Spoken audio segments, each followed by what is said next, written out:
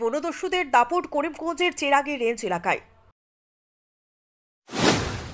বনাঞ্চল ধ্বংস করে চলছে অবৈধ কাঠ পাচার। চেরাগী রেঞ্জের রেঞ্জারের ভূমিকা নিয়ে প্রশ্ন উঠছে সর্বত্র।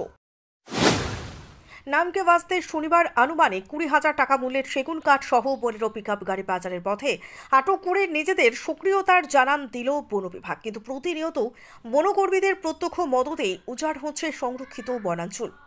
রীতিমতো ধ্বংসের মুখে পড়েছে চেরাগী রেঞ্জ এলাকার বনাঞ্চল। প্রতিনিয়ত অবৈধভাবে পাচার হচ্ছে সেগুন কাঠ সহ বহু মূল্য কাঠ। বনদস্যুরা পাচার করে যাচ্ছে এসব কাঠগুলো, কিন্তু এসবের খবর চেরাগী বন বিভাগের কাছে থাকলেও রহস্যজনকভাবে মাঝে মধ্যে দু একবার কাঠ সহ বালি আটক করে বন বিভাগ।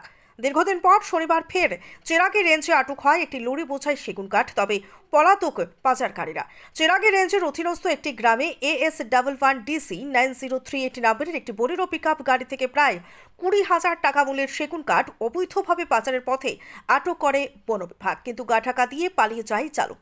এদিকে চেরাগী রেঞ্জে অবৈধ বালি সেগুন কাঠ পাচারকারীদের রয়েছে আস্তানা। কিন্তু কেন বন বিভাগ এদের বিরুদ্ধে ব্যবস্থা গ্রহণ করতে পারেনি, এ নিয়ে সমালোচনা গোটা এলাকায়।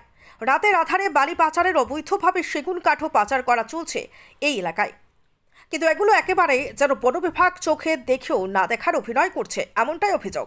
এই বনদস্যুদের আতঙ্কে রীতিমতো হাই হুতাশ চেরাগীতে। অনেকেই এসব অবৈধ পাচারকারীরা রেঞ্জ অফিসারের মদতেই চালিয়ে যাচ্ছে বলে অভিযোগ করেছেন। অনেকবার সূত্র ধরে বনকর্মীরা অভিযানে নামলেও এর খবর পৌঁছে যায় বনদস্যুদের কাছে। তবে এমনটা তখনই ঘটতে পারে যদি শস্যের মধ্যেই ভূত লুকিয়ে থাকে। এদিকে আমাদের হাতে আসা তথ্য মতে সম্প্রতি চেরাগী রেঞ্জের সংরক্ষিত বনাঞ্চলের বড়ুয়াটিলা থেকে বহু মূল্যবান সেগুন গাছ কেটে প্রতিনিয়ত পাচার হচ্ছে। আর অভিযোগ রয়েছে বনকর্মীদের প্রত্যক্ষ মদতে সংরক্ষিত বনাঞ্চল কেটে প্রতিনিয়ত পাচার হচ্ছে। আর এক্ষেত্রে চেরাগী রেঞ্জের রেঞ্জ অফিসারের ভূমিকা নিয়ে নানান প্রশ্ন কান পাতলেই শোনা যায়। তবে এই পাচার কাণ্ডে মদত যোগাচ্ছে জেলার নবাগত এক বনকর্তাও।